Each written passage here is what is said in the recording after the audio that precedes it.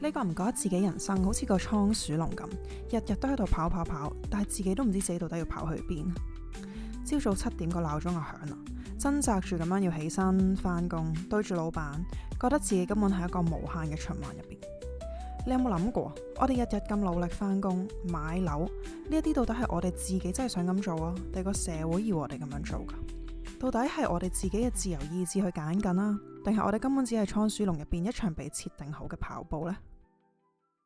節目可能包含粗口、性相關嘅話題、政治唔正確、負面情緒。如果可以接受到嘅話，咁你就繼續聽落去啦。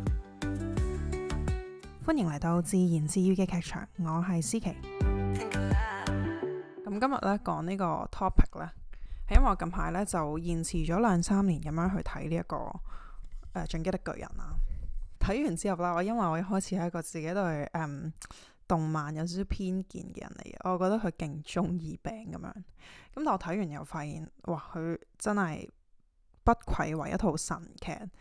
咁都建議如果對動漫有偏見嘅朋友呢，係可以暫時擺一擺呢個偏見去睇下呢一套劇嘅。同埋佢都話，好多人都話佢睇10幾20次都未厭，因為你次次睇嘅時候呢，可能都有啲唔同嘅角度，問下大家啲問題咯。咁大家聽完之後都可以自己喺心入邊默默做一個回答啊。大家覺得自己喺咁多年嘅人生入邊呢，有啲乜嘢係覺得被困住？我講一講我啦。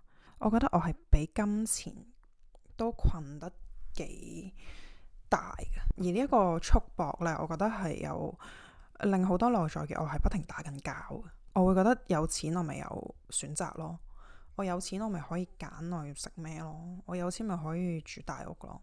呢一啲嘢呢，其實係好我自己冇諗清楚到底我係咪真心想要呢一啲嘢。當我講話我想揾錢嘅時候，其實我未必真係知道我揾翻嚟嘅錢係咪會令我有滿足感，或者揾錢呢個行為本身係咪會係我其中一個想追尋嘅嘢。我話打交個位係呢，我覺得某一部分嘅我其實係好追求一種平靜嘅境界，而呢個平靜嘅境界係同錢係完全無關嘅。即係其實有少少偏佛嘅呢一樣嘢，就好似有啲與世無爭嗰個 feel。我覺得我某部分嘅我其實係渴求呢一樣嘢。早排同啲 friend 啦食飯都傾呢個問題，咁佢哋又問我揾錢係做咩呢？即係我講嘅揾錢唔係話一個月揾幾萬嗰啲，唔係5-6萬、6-7萬嗰種。我係話我想即係一個月可能揾幾百萬咯。即係咁大嚿錢，老實講其實係你話我係咪好需要用？又唔係真係好需要用。然後我啲 friend 就問我，咁其實你要咁大嚿錢，你知唔知自己想要啲錢嚟做咩㗎？我就話我想要個虛榮感，但係當我答呢一個字出嚟嘅時候，即係而家呢一刻我諗翻咧，我都唔知自己係咪真係咁渴求虛榮感。我係咪拎住好多 Hermes， 拎住好多 Chanel， 住間大屋嗰啲嘢係咪就係我想要嘅嘢呢？你去到而家呢刻咁樣問我，我認真諗一諗，其實好似真係唔係咯。呢一樣其實係由細到大已經植入咗喺我個腦入邊嘅一個社會框架。呢個都可以同大家分享下我細個對於屋企俾我嘅金錢教育啦。咁細個我屋企都真係窮嘅，即係而家都冇有錢啦。咁但係細個都真係窮嘅嗰種嚟嘅。咁我係窮到啦，我記得有一次係聖誕聯歡咁樣，然後就話要交換聖誕禮物。咁我嗰陣時就想話應該要帶啲靚仔啲嘅嘢。咁但係奈何呢，我屋企就窮到真係連攞夠錢出去買禮物都係好冇必要，或者我爸媽唔會特登俾夠錢我出去買禮物送俾人。咁我就將屋企一啲用過嘅顏色筆呢，我已經盡量將佢揾個靚啲嘅包裝擺喺入邊，跟住黐埋佢咁樣送俾人啦。咁但係嗰陣時呢，我個班嗰度啲同學呢，我諗我讀嗰間學校都 OK，啲人可能都 OK 有錢啊。佢係喺尖沙咀嗰邊，咁可能嗰一區都係啲有錢人區咁樣啦。咁咧啲同學就送嗰啲，哇，全部都咩公主包裝啊，全部都新禮物啊剩啊。咁我嗰時就係好唔好意思咁樣拎咗我盤顏色筆出嚟，就咁樣送俾人。然後我都記得個同學個面色咧係非常嫌棄嘅，即係我到而家20幾歲，我都仲係記得佢就係冇嘢講，然後就咁樣咯，就好唔開心咁樣收咗份禮物。咁由嗰刻開始，其實佢已經默默地種植咗啲嘢喺我個腦入邊，就係原來錢真係好緊要，唔係淨係話你自己可以買到啲咩大屋，而係你個面子啊！人係對面子或多或少都有啲追求噶嘛。即係我未暫時冇乜點遇過有人係完全冇 ego，完全冇面子，完全唔介意。然後嗰段時間呢，我阿媽亦都一直同我講就係、阿女啊，我哋屋企窮啊，你遲啲呢一定要俾心機揾錢啊。嗱，有錢呢就乜都有噶啦。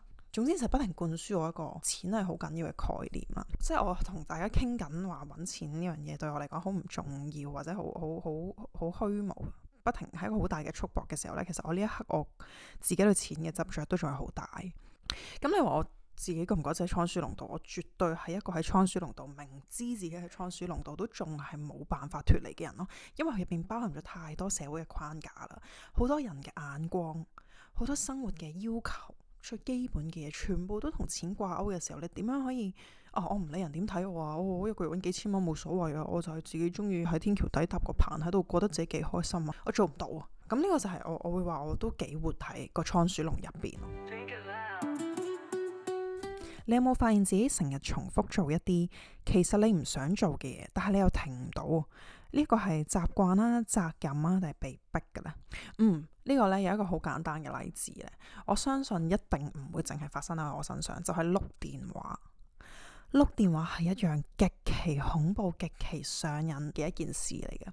我係嗰種呢，我嗰日其實好 productive 嘅，我要剪片又剪咗，要做 research 就做咗，要做其他所有我都做晒，但係唔知點解已經搞到凌晨1-2點，攤喺張床度嘅時候，點都一定要撳電話玩咗先，點都一定要碌翻 at least 1個鐘，1點鐘碌到2點半，我先至會覺得哇真係好攰，我對眼真係就嚟合埋啦，不如瞓啦。我仲有一個拉扯喺度，我個腦係話咁俾我知，我好似可以繼續碌，但係我嗰一刻係要做一個決定，就係我要擺低部電話。其實就係好簡單嘅一個動作，擺低部電話，熄燈，瞓覺。嗱，呢個呢，我早排都係上網揾咗呢，佢話其實有一個實驗噶，佢話有一個實驗呢叫做利貝特實驗啊。佢話喺1983年嘅時候呢，就阿 Benjamin 呢。